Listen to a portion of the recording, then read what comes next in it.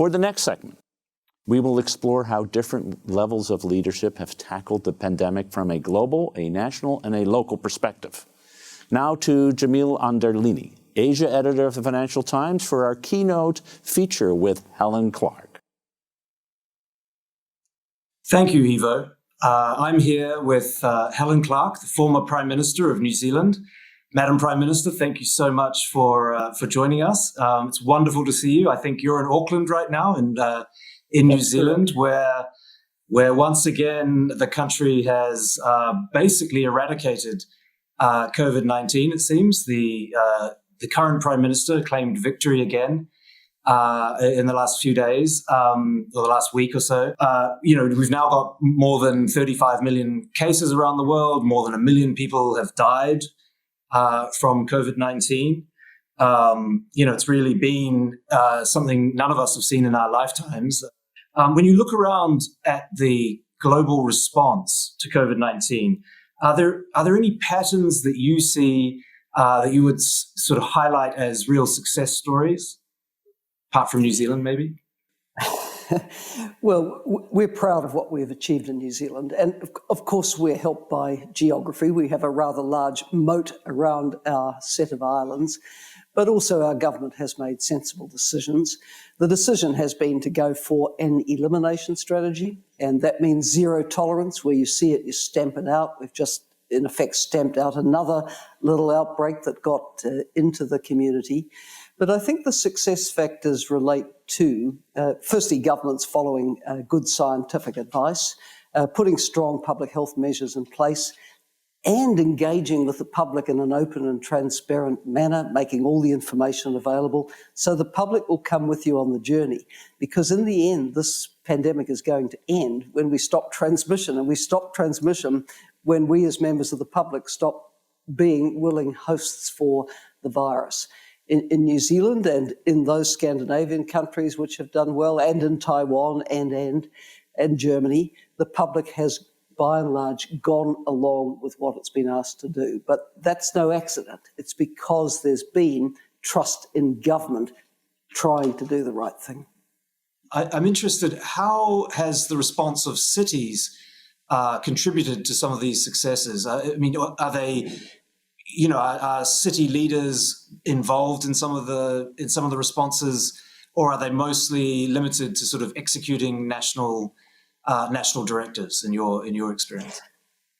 So different countries have different levels of responsibility lying with the subnational level of government, whether that's a kind of semi-autonomous region like Scotland or a big city like Chicago. In New Zealand, our government is quite centralised, so local governments have more residual powers, if you like, but the tone set by civic leadership in such circumstances is incredibly important, because if they try to fight the government trying to do the right thing, that ends up sending very mixed signals to the citizens.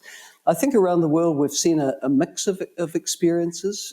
For example, if you look at Spain over the last week or two, there's been tremendous debate going on between the government of Madrid, which is controlled by one party, and the central government of Spain, which is controlled by another, and they haven't agreed on the measures.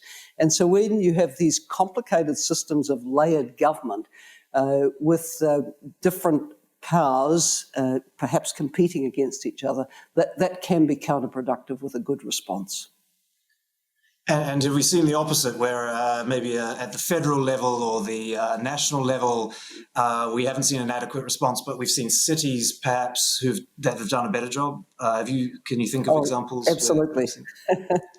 Well, absolutely, and of course, I'm very conscious that we're speaking to the Chicago Council on Global Affairs, and so from afar we watch the course of the federal administration and its officials. And Dr. Anthony Fauci is a fine man, and he's done his best to lead a good response. But of course, the messages have been a bit confusing from the centre from time to time.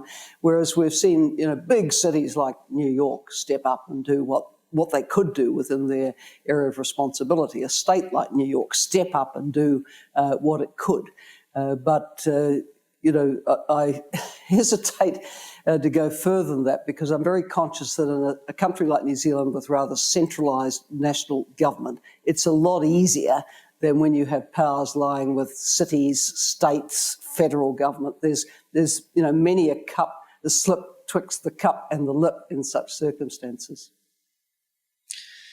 So in July, the World Health Organization launched the Independent Panel for Pandemic Preparedness, which is a bit of a tongue twister, and Response. And you were appointed the co-chair of that panel, which is wonderful. Congratulations. For the Pritzker Forum attendees who are joining this, could you tell us a little bit about the panel, your responsibilities, and what you're hoping will come out of this initiative?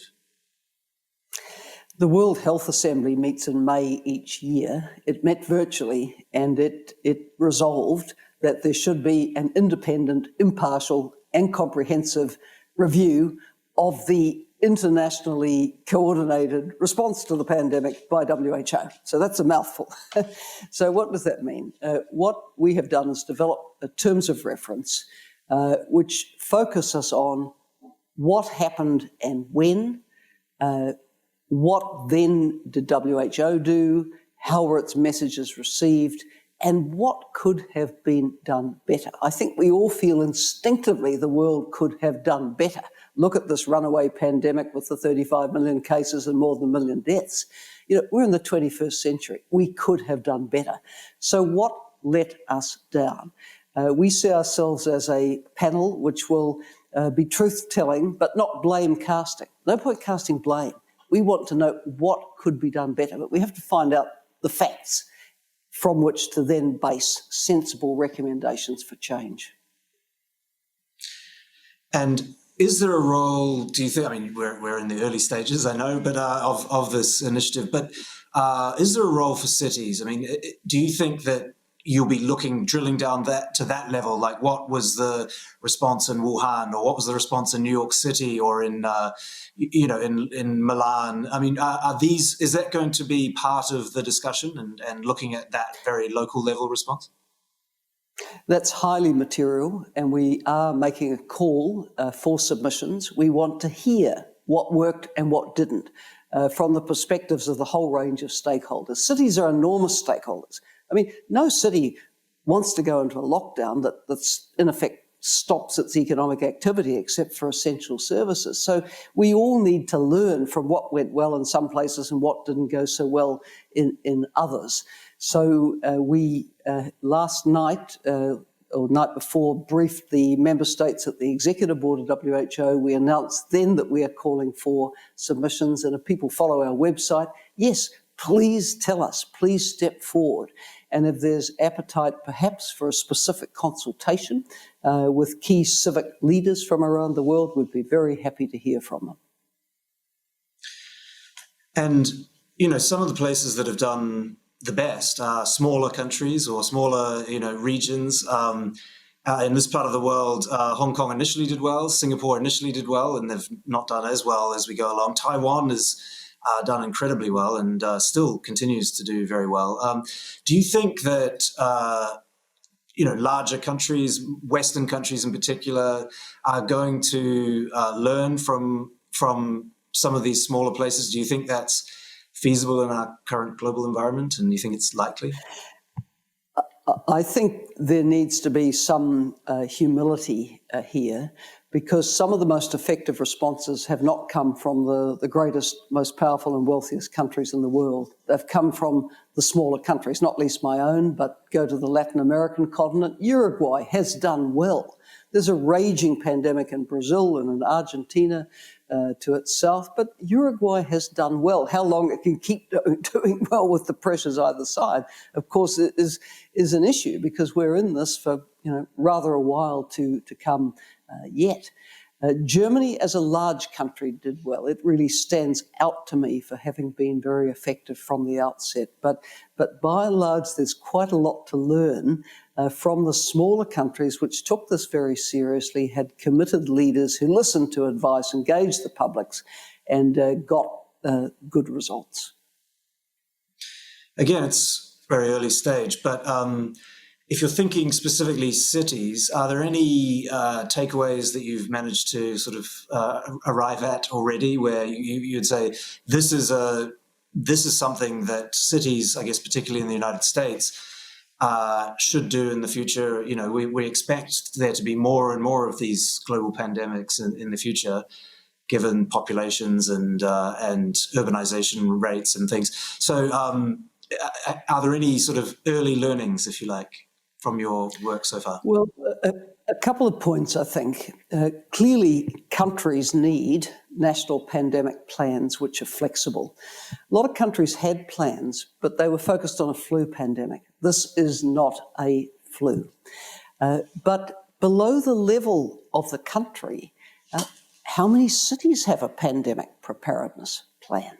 I'd be starting to think at that level of what cities could strategize on and be ready for, rather than wait for central government to map out a path. You know, cities can also be masters and mistresses of their own destiny.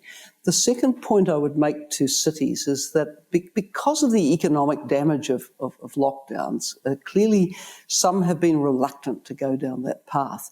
But everything we see about this pandemic is that the longer effective public health measures are delayed, the deeper and more protracted the economic damage will be. So I think a key learning is don't wait. If you start to see that escalating reproduction rate, jump on it, stamp on it, put the measures in place, and don't waste the period when you have some degree of lockdown. Use that period to put effective measures in place so that next time you get an outbreak, it can be contained more effectively. I think we're going to learn a lot from the deployment of Bluetooth technology to support contact tracing. We can be much more targeted. So there are key learnings, and I hope that our panel can contribute to more of them being public. Well, thank you so much, Madam Prime Minister. It was really insightful, and thank you so much for joining the forum, and hope to see you in Auckland sometime soon.